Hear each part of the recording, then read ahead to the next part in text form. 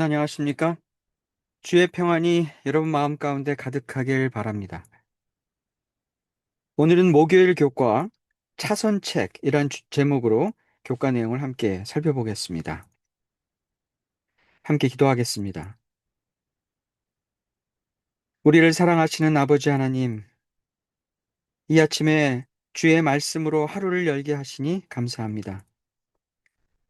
주님이 우리의 힘이 되시고 도움이 되시니 감사합니다. 전적으로 하나님을 의지하는 믿음을 우리에게 허락해 주시옵소서. 우리의 삶에 고난과 어려움이 닥칠 때마다 하나님이 이루실 승리를 기대하는 자가 되게 하시고 하나님께 충성과 믿음을 다하는 우리가 되게 하여 주시옵소서. 이제 말씀을 펴니다. 말씀하시는 주의 음성을 듣고 깨닫게 하여 주시옵소서. 예수 그리스도의 이름으로 기도합니다. 아멘. 오늘 교과 제목이 차선책인데요.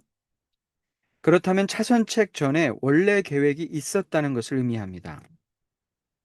하나님의 처음 계획은 이스라엘 백성들이 민족 간의 전쟁에 참여하지 않고 하나님을 신뢰하는 것을 배우는 것이었습니다.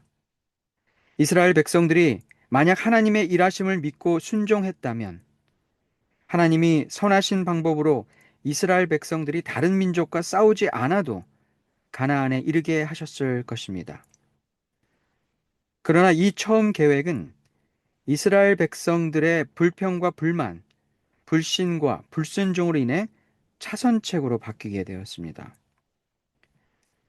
그 차선책은 하나님을 전적으로 신뢰하는 것을 배우기 위해 전쟁에 나서야 했다는 것입니다. 출애굽기 17장에 보면 이스라엘 백성이 무리바에 이르렀을 때 서로 다투게 되었습니다. 그리고 더 나아가 여호와 하나님을 시험하며 말하기를 여호와께서 우리 중에 계신가 안 계신가라며 의심하였습니다. 이들의 불화와 불신으로 인해 하나님께서는 아말렉이 이스라엘을 공격하도록 허락하셔서 이스라엘 백성이 하나님을 신뢰하는 법을 다시 배우게 하셨습니다. 하나님을 신뢰하게 하기 위해 사용하신 하나님의 차선책, 아말렉과의 전쟁에 대해 출애굽기 17장 9절로 11절에 이렇게 말씀하고 있습니다. 모세가 여호수아에게 이르되 우리를 위하여 사람들을 택하여 나가서 아말렉과 싸우라. 내일 내가 하나님의 지팡이를 손에 잡고 산 꼭대기에 서리라. 여호수아가 모세의 말대로 행하여 아말렉과 싸우고 모세와 아론과 훌은 산 꼭대기에 올라가서 모세가 손을 들면 이스라엘이 이기고 손을 내리면 아말렉이 이기더니. 상식적인 전쟁의 모습은 결코 아닙니다. 모세가 손을 들면 이스라엘이 이기고 손을 내리면 아말렉이 이기는 전쟁. 성경 말씀을 처음 접하거나 하나님에 대한 믿음이 없는 사람이 이 이야기를 들으면 아마도 헛웃음을 지을지 모르겠습니다.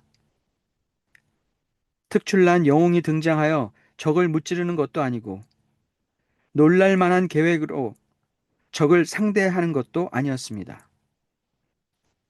이 아말렉과 전쟁이 도대체 어떻게 진행되었기에 이기기도 하고 지기도 하는지 구체적인 설명이 없습니다.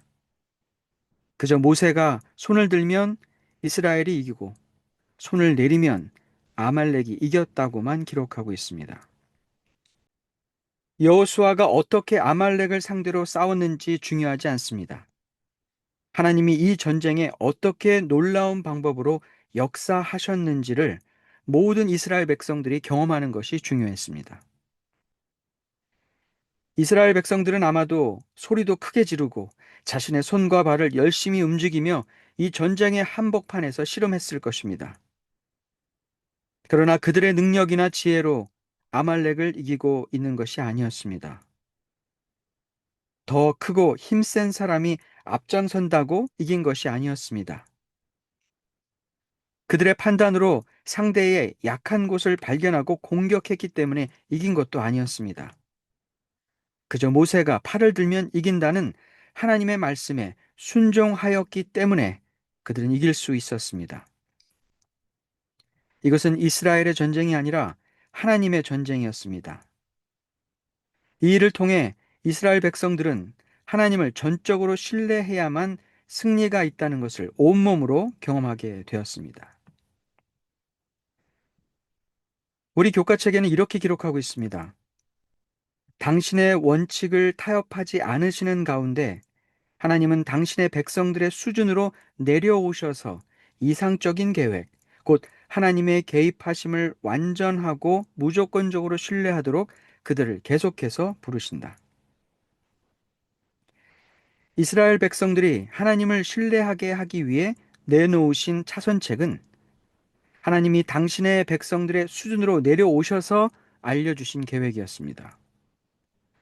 영이신 하나님이 당신의 피조물로 하여금 육체적으로 고생하며 영의 하나님을 발견하게 하셨던 것입니다.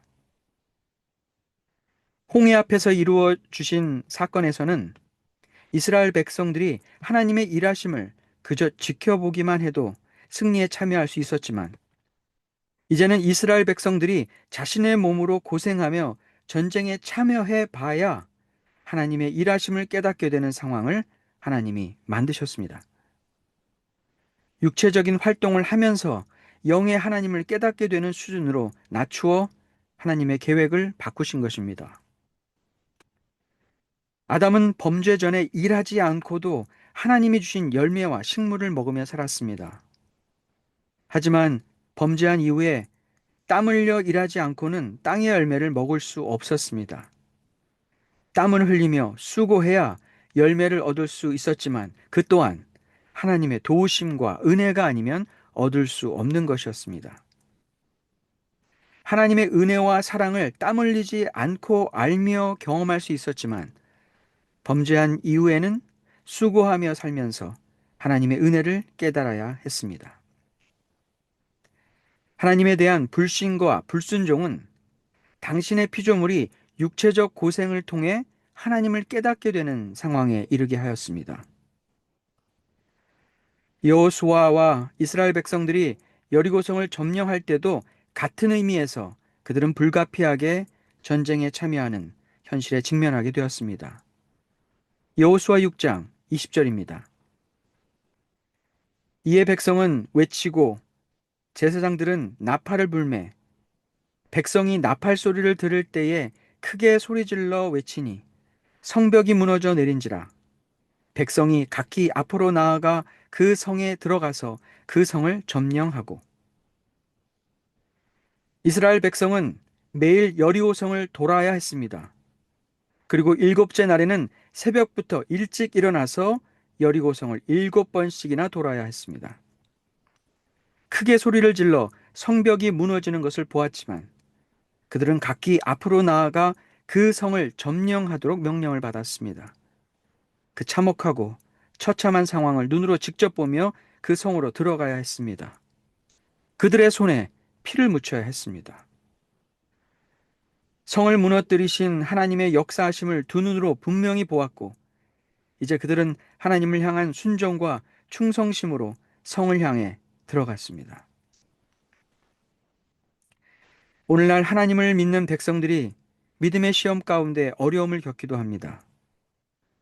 하나님을 전적으로 믿고 신뢰하며 살아가면 좋겠지만 때때로 우리들은 어려운 현실 앞에서 하나님을 전적으로 신뢰하기보다는 하나님을 알지 못하는 자보다도 못하게 불신하며 인간적인 노력과 방법을 활용합니다. 그리고 마음과 몸이 고생하는 영적인 전쟁의 한복판에 서게 됩니다. 이때 우리는 하나님을 향한 우리의 충성심과 믿음을 시험받는 때라는 것을 기억하고 전적으로 하나님을 의지해야 할 것입니다. 불가피하게 우리는 아픔과 슬픔을 겪을 수 있습니다. 하지만 이 싸움이 하나님의 전쟁이 될 수 있도록 하나님을 끝까지 믿으며 하나님을 의지해야 할 것입니다. 그럴 때 우리는 상식적으로 이해할 수 없고 인간의 말로 도저히 설명이 되지 않는 하나님의 일하심을 경험하게 될 것입니다. 혹시 우리가 피할 수 없는 고난과 시험 가운데 지금 있다면 그것은 우리를 죽이시려는 하나님의 계획이 아니라 하나님을 향한 우리의 충성심과 믿음을 증명하는 기회라는 것을 잊지 마시기 바랍니다. 하나님은 반드시 승리하십니다. 우리는 힘들어도 하나님을 붙들 것이고 우리는 그 승리의 기쁨을 반드시 경험하게 될 것입니다. 오늘 하루 하나님을 향한 충성심과 믿음을 증명할 기회가 여러분 앞에 있습니다.